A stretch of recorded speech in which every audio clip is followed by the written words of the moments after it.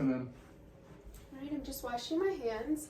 Hi, my name is Angela. I'm going to be your nurse for the day. How are you doing? I'm doing good. How are you?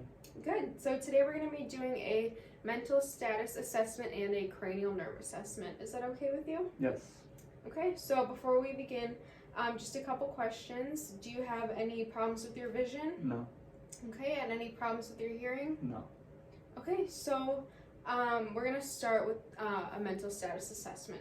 So just from appearance, I can see that he's awake, alert, and oriented. He is dressed appropriately for the situation. His mood is appropriate, and his speech is clear so far. So we're going to do some orientation questions. So can you tell me what year it is? 2020. Okay, and can you tell me the president? Donald Trump. Okay, and can you tell me your name? Connor. And my name? Angela. Okay, can you tell me where you are right now? Your house. Okay, and can you tell me why you're here? To do an assessment. Perfect. All right, so so next we're just gonna do a quick anxiety, depression, and suicide screening. So starting with anxiety, just a couple questions. Do you ever find yourself, within the past 2 weeks, answer with never, sometimes, or always. Do you ever find yourself just very anxious to the point where you can't function? Never. Okay, and do you, in the past 2 weeks, ever find yourself just so worried that you just can't stop worrying about something? Never. So moving on with the depression screening. So a couple questions.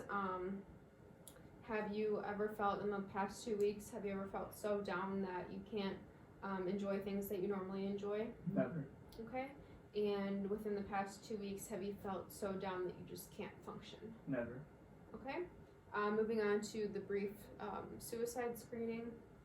Have you, in the past 2 weeks, felt so down that you felt that life was not worth living? Never.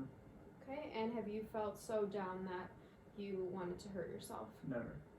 Okay. So he would test negative for the anxiety, depression, and suicide screening. So moving on to the cranial nerve assessment. So we're going to start with cranial nerve number 2.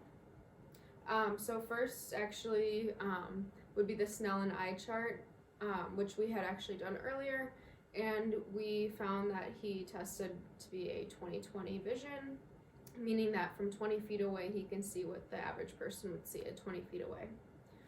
The second test for cranial nerve number 2 is the confrontation test, which tests peripheral vision. So I'm going to give you a note card, and I'm going to go eye level with you. We're both going to cover an eye, and I'm just going to wiggle my fingers, and you're going to look straight at me and tell me when you can see it come in, okay?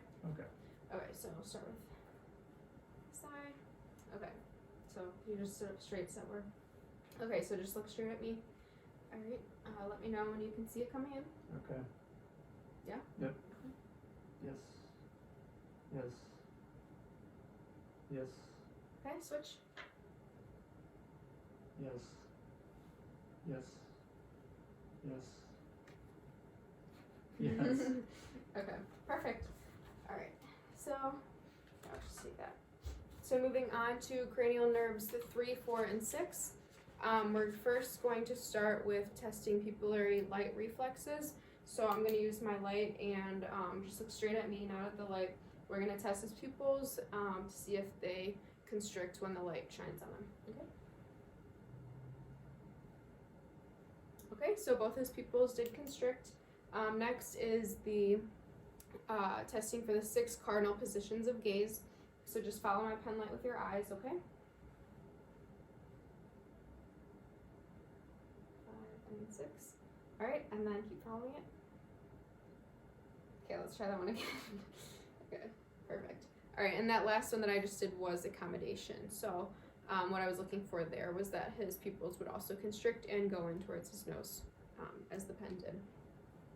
Okay, so that so his cranial nerves 2 from before, and then 3, 4, 6 are all functioning properly.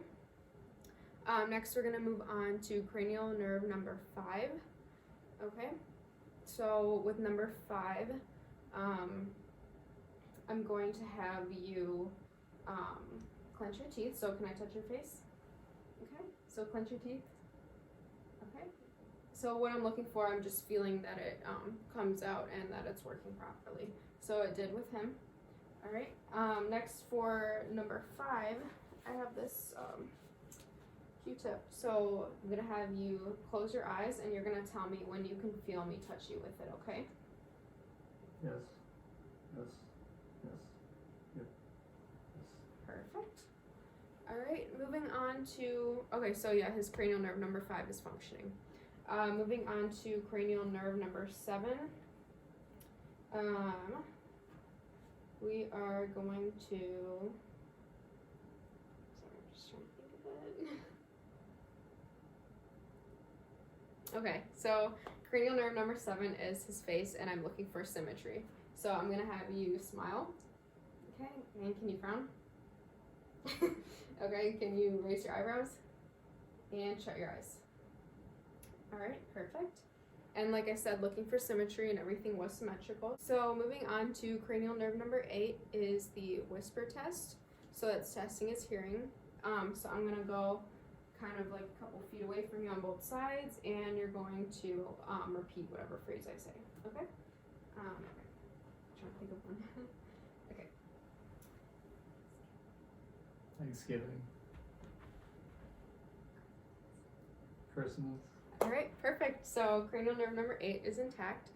Next is cranial nerves 9 and 10, which is the uvula and the soft palate. So I'm gonna have you open your mouth and say ah. Ah. Okay, so his soft palate and his uvula rose up, which means that his cranial nerves 9 and 10 are intact. Next is number 11, which is the spinal accessory. So I'm gonna test, is it okay if I touch your face again? Yes. Okay, so I'm gonna have you turn that way. Okay, and the other way.